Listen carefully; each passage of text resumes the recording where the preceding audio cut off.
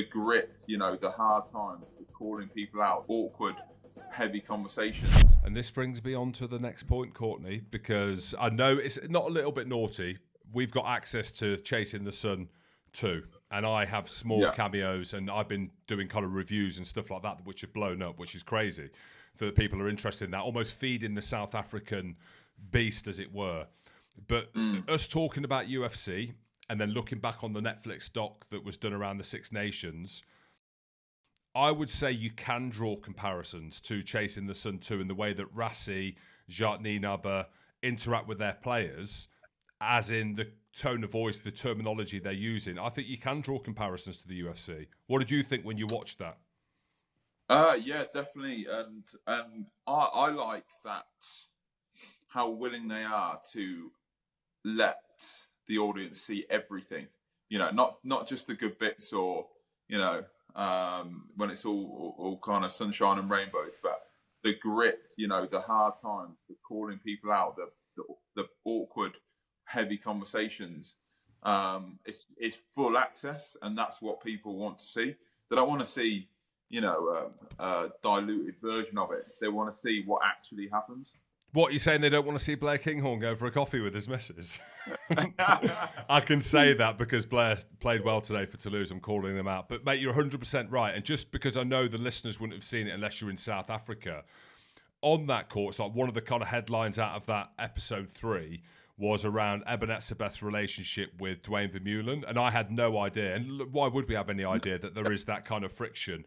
But the way that the coaches dealt with that, like I've been in teams where I don't get on with players, right? They just don't like me. I don't like them. You're not aligned, but you're in the same team, all fighting for the same cause. Did you see that bit around Rassie trying to deal with that? Yeah, it's interesting because I've never, maybe it's kind of broke down, but I don't think I've ever been in a team where I've necessarily butted heads with anybody, and not that I've got on like super well with everyone I've ever played with. I'm not saying that, and there's definitely been boys that I've probably not. I wouldn't hang around with or whatever, but I've never been in a team where I've you've got a leadership group and Sia and Eben and Vermeulen will be part of that kind of leadership group, and to have them bumping heads it's I can imagine would be incredibly disruptive for the team, and. Yeah, I mean, I guess Rassie just did what he thought was best, just got them to work out the best way he saw fit, kind of thing. And I don't know how you would necessarily deal with that situation, but it worked for them, and I guess that's the main thing. But yeah, I can imagine, it's definitely not ideal to have a couple of your main guys pulling in very different directions. So in the meetings and stuff like that, when they're talking about what they need to do in terms of violence and using these kind of very aggressive words, just give the listeners an idea of what someone like Steve would be, or Eddie. Like, how would they speak to you? So for you being an enforcer, physicality is central heartbeat to your game. You're almost like a South African court. It's like how you play. Do you know what I mean? As in, if you were there, like that's your game, like as in how they play.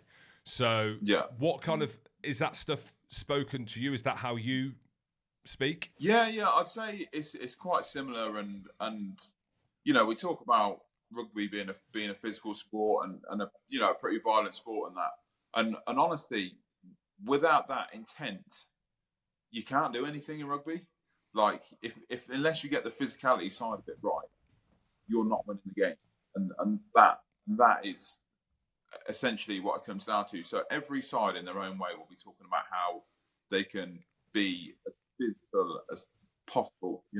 Maybe they're not going to be, you got to play to your strengths, and maybe they're not the biggest team in the world or whatever, but at some point in time, you're going to have to stop them and you're going to have to get over the top of them.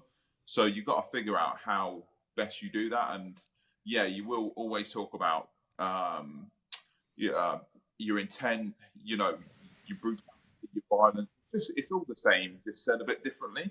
And yeah, every team will be talking about it. What about when he's calling Pieter Steph Du Toit out as well, like as in the best player, the alpha of the team, to get up on the floor? How would you be with that? Yeah, that's pretty mad, to be fair, considering how because Pieter Steph Du Toit will carry a pretty hefty weight of kind of respect in that team and around the team, and yeah, I I wouldn't have been too. Like, but I suppose at the end of the day, like if the coach has got a problem with you, I would probably feel more now that if you've got something to say to me, say it to me. Don't try and make an example out of me, because I've been there. I've had that. You know, you have that when you're younger, like that, and then you get through it, and then eventually you get to a stage where, you know, if people want something different out of you, they'll come to you on a more one-to-one basis because you've earned their respect or whatever. So it was quite, yeah, but it's very shocking, honestly, and I can't imagine how he would have been feeling in that situation, considering, as I said, he's a seasoned vet and you know, one of the best players in the world. Yeah, do you think there's a part of it where, because Rassie's a Springbok himself and he's been there and done it, there is that level of kind of hierarchy? You know what I mean? This almost like old school position of power. And I've seen the other episodes, Court, so I can see how this is going to unfold. And I got quite emotional looking at a couple of them and seeing some of the anecdotes, because it almost feels like Rassie's their dad. Like he's the father figure within that group, and they have got that deep-rooted respect like they do for their dads. Yeah, no, definitely. And look, I suppose it shows a level of humility for Pieter Steph to not react in a bad way to that, and I think that really shows what kind of character he is. And yeah, look, at the end of the day, look at how he ended up playing towards the end of that tournament and what level he got to. So Rassie knows his players and he knows what brings the best out of them, and you know, you saw it there. So just for context, Courts, for the listeners, because they haven't seen it yet. Apparently, it's going to come to the UK very soon. Rugby Pass TV have got Chasing the Sun 1 coming out in August. Producer Rob tells me that the URC have got it. So people are going to understand, but just for context around that, it's the Ireland game. Pieter Steph Du Toit is down, injured, what it looks like. He could be exhausted or whatever. But in the opening scene of episode 3, Rassie's calling him out saying, Petey, you're our best player. You know, you're our alpha. You're our kind of main man. And look at you. He's calling him out. Like, that's what he's doing on there. And it's right what you say. Right. I would be the same as you, Courts, because maybe this is our culture, right? Maybe this is a cultural thing that it is different for us. And then off the back of that, piggybacking that, Courts, when you're watching that, these are the world champions back to back. You obviously played them in the semi-final. Was there anything where you drew similarities, or you were like, wowzers, they're just getting it right? Like, this is innovative, this is new, this is class. Yeah, like I found it pretty mad because they're doing that game thing, aren't they? Like a computer game. Yeah, like a computer game where they're playing through the game. They've all got their own controllers in their positions and whatnot. I've never seen anything like that in my life. Like, I didn't even know that existed. So that's so out of the box. The fact that they're willing to do things completely out of the box to try and get an edge on the competition is what South Africa do, isn't it? Well, I didn't even know that they did that. That was what I mean, Court. So that's the thing. I wasn't aware. Yeah. I thought there was this kind of old school fucking route one, roll your sleeves up, we're going to out-physical you, we're going to out-monster you. I was really surprised by the level of detail and strategy. I don't know why I am surprised, but I genuinely was. Like Felix Jones, he comes into his own in this episode.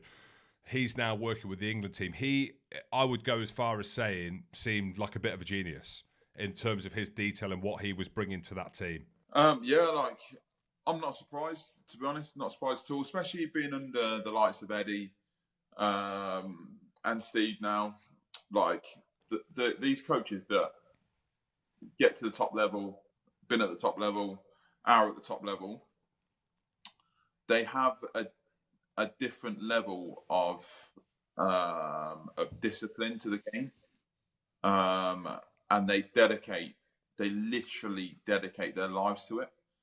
and the level of detail they give you and that they have is kind of out of this world. It's a completely different level to most coaching, and that's why you become a world class coach, not just an international coach or a good Prem coach, European winning coach, but a world class World Cup winning coach. Yeah.